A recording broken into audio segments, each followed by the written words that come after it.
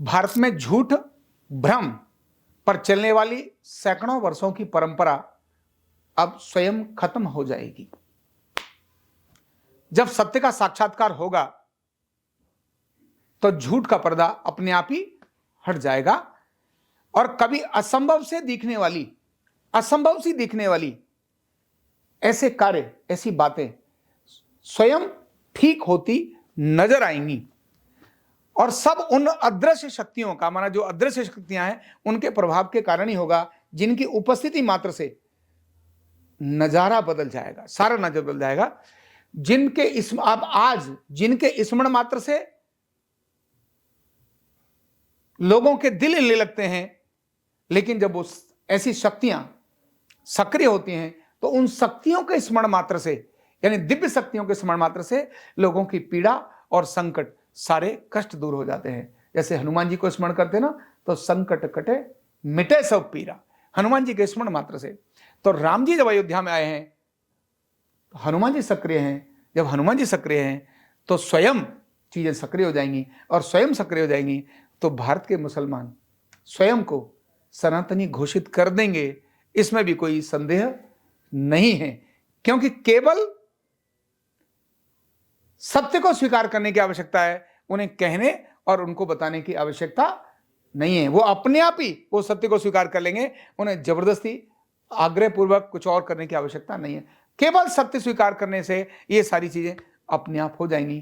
क्योंकि भारत में रहने वाले सभी मुसलमानों के पूर्वज हिंदू ही थे और जब ऐसा होगा, जब पता चलेगा उनको, यानी पता है ऐसा नहीं पता है, लेकिन क्योंकि भ्रम जाल के कारण उन्हें जबरदस्ती इस प्रकार का बनाए रखा गया, तुम्हारे पूर्वज राम नहीं है। अरे भाई, इस बात को समझने की आवश्यकता है कि औरंगजेब, ये सब औरंगजेब, यहां औरंगजेब ने संतान उत्पन्न नहीं की। औरंगजेब तो बाहर से आया, बाबर तो बाहर से आया, अकबर तो बाहर से आया। उसने आकर यहां बलात् लोगों का धर्म परिवर्तन किया, यहां मारपीट की, जिन लोगों ने उनके साथ फाइट की लेकिन फाइट में हारकर मर गए, उन्होंने अपना बलिदान कर दिया, वो एक अलग लोग थे। लेकिन उस फाइट में लोग डर गए, उन्होंने अपना धर्म परिवर्तन कर लिया। जिन्होंने नहीं परिवर्तन किया उनमें अनेक लोग थे, गुरु तेग बहादुर जी उनमें से थे, बंदा वीर बैरागी उनमें से थे, पृथ्वीराज चौहान उनमें से थे। यानी कितने सारे लोग थे जिन्होंने अपना धर्म परिवर्तन नहीं किया, इस्लाम स्वीकारा नहीं, उन्होंने अपने को बलिदान देना मंजूर कर लिया। लेकिन अनेक सारे लोगों ने बलिदान न देकर इस्लाम स्वीकार करना ही मान लिया। और वही लोग भारत और पाकिस्तान में आज वही लोग हैं, अफगानिस्तान में भी आज वही लोग हैं। ये सभी मुगल नहीं हैं, ये सभी भारतीय पूर्वजों के ही संतानें हैं। केवल भय या किसी कारण से इन्होंने अपना परिवर्तन कर लिया। इन सबके पूर्वज भी राम, कृष्ण, हनुमान, लक्ष्मण, सीता, यही सब लोग हैं। तो जब ऐसा है और इस सत्य का उनको साक्षात्कार होगा तो ऑटोमेटिकली होगा ही, और जल्दी सत्य का साकार होगा। क्योंकि जब राम सक्रिय हो गए, राजधानी सक्रिय हो गई, तो जब सक्रिय राजा हो जाता है तो झूठ और फरेब छोड़कर भाग जाता है, वो टिकता नहीं है। उसको बहुत ज्यादा दंड देने की जरूरत नहीं पड़ती। जैसे ही राजा मूवमेंट करता है तो गलत काम करने वाली एक्टिविटीज अपने आप भाग जाती हैं। जो लोगों को भ्रमित करने वाले हैं वो ऑटोमेटिकली खत्म होते जा रहे हैं और भारत में खत्म होने लगे हैं। भ्रमजाल फैलाने वाले लोग अब क्या है, खत्म होने लगे हैं। बदलने लगा है भारत, दुनिया उस प्रकार की बदलने लगी है, दुनिया स्वीकार करने लगी है।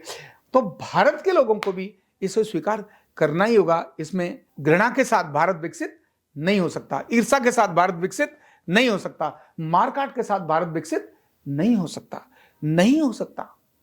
ऐसा नहीं, युद्ध पहले नहीं होते थे, युद्ध तभी भी होते थे, लड़ाइयां पहले भी होती थी, 500 वर्ष पहले भी।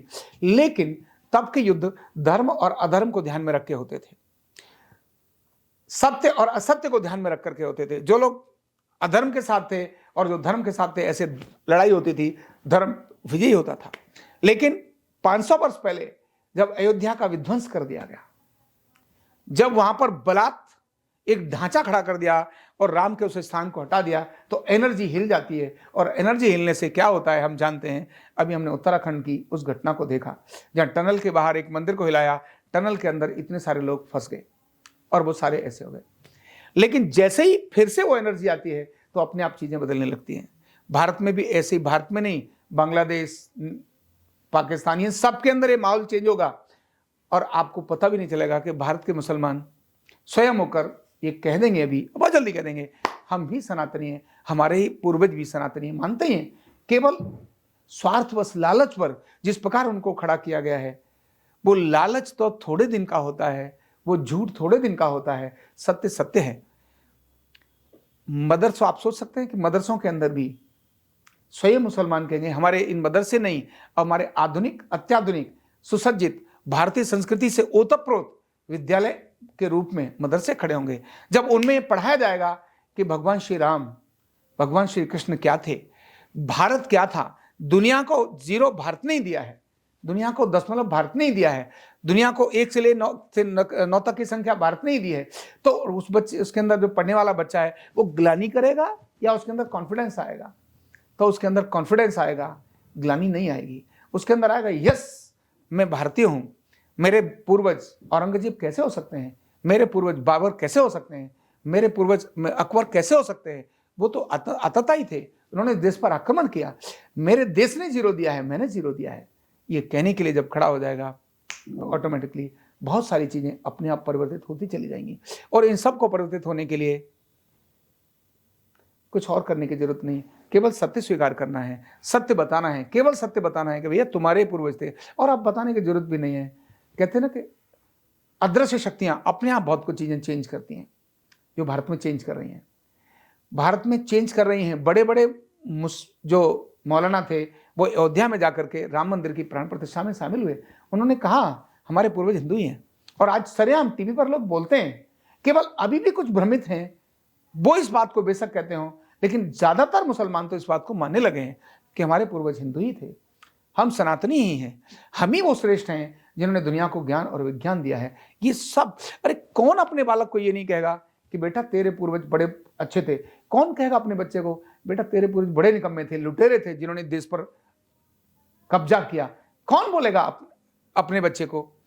कभी भी कोई पिता माता अपने बच्चे को ये नहीं बताना चाहते कि तुम्हारे जो पूर्वज हैं बड़े निकम्मे थे, उन्होंने तो आक्रमण किया, उन्होंने तो लोगों को मारा काटा। कभी कोई नहीं बताना चाहता। अपने बच्चों को यही बताना चाहता है तुम्हारे कारण ही सारी दुनिया चलती है। तो भारत है जिसके कारण दुनिया चलती है। यह सिर्फ सत्य की जानकारी और सत्य को स्वीकारता है, इतना ही है, और कुछ इसके अंदर होने वाला नहीं है। केवल भ्रम जाल को खत्म करने वाला, भ्रम जाल को खत्म करना है। तो रामायण ही, गीता ही, महाभारत ही इस देश के अपने पवित्र ग्रंथ हैं। इन्हीं ग्रंथों ने दुनिया के कल्याण की बात की है। इन्हीं ग्रंथों ने कभी दुनिया के अंदर मारकाट नहीं की, दुनिया के अंदर प्रकाश दिया है। गुरु नानक देव जी ने दुनिया के अंदर प्रकाश दिया, जाकर मारा नहीं था कि जाओ वहां जाके मारो, दुनिया में गए वो, लेकिन कहीं मारा नहीं। अपने आप ही उस प्रकाश के कारण लोग उनकी तरफ अट्रैक्ट हुए। तो जहां बलात् चीजें आई वो असत्य था, वो खत्म हो जाएगा। जहां सहजता है वही जीवित रहेगा। तो बहुत जल्दी इस देश के अंदर ऐसा हो जाएगा। बहुत जल्दी ही इस देश के अंदर जो मुसलमान हैं वो इस बात को घोषित कर देंगे कि इस भारत में रहने वाले सभी मुसलमान सनातनी ही हैं। उनके पूर्वज भी औरंगजेब नहीं है, अकबर नहीं है, बाबर नहीं है। उनके पूर्वज राम हैं, कृष्ण हैं, शिव हैं, हनुमान हैं। यही हैं उनके पूर्वज। इसी बात को बहुत जल्दी वो घोषित कर देंगे। केवल सत्य और असत्य की बात है, सत्य को स्वीकार करने की बात है। इस सब के लिए विज्ञापन की जरूरत नहीं है। ये दिव्य आत्माएं, दिव्य शक्तियां अपने आप परिवर्तन कर देंगी और माहौल बदल गया है। इस काम को 10 साल नहीं लगेंगे, अगले 4 से 5 वर्ष में ये सब हो जाएगा। बस इतना ही, इससे ज्यादा का समय नहीं लगेगा। 2030 से पहले, अभी 23 चल रहा है, मैं कहता हूं 2028 से पहले ये सब हो जाएगा। ऐसा मेरे दिमाग में, मुझे इस प्रकार की इंट्यूशन आती है जो मैंने आपके साथ शेयर की है। बहुत बहुत धन्यवाद। कंधा दर्द, गर्दन दर्द, कमर दर्द, गैस, एसिडिटी, माइग्रेन बहुत सारे रहते हैं, और अगर घुटनों की बीमारी आ गई तो एक एक कदम पहाड़ जैसे लगने लगता है और जिंदगी बोझ बन जाती है। बीमारी की कोई उम्र नहीं है। आरोग्य पीठ लाया है बिना दवा, बिना साइड इफेक्ट के इतनी भयंकर बीमारियों को रिवर्स करने का जबरदस्त तरीका, वेलनेस न्यूरोथेरेपी। तो देर किस बात की, अभी फोन उठाओ, कॉल करो और अपने रोगों से, अपनी बीमारियों से परमानेंट छुटकारा पाओ।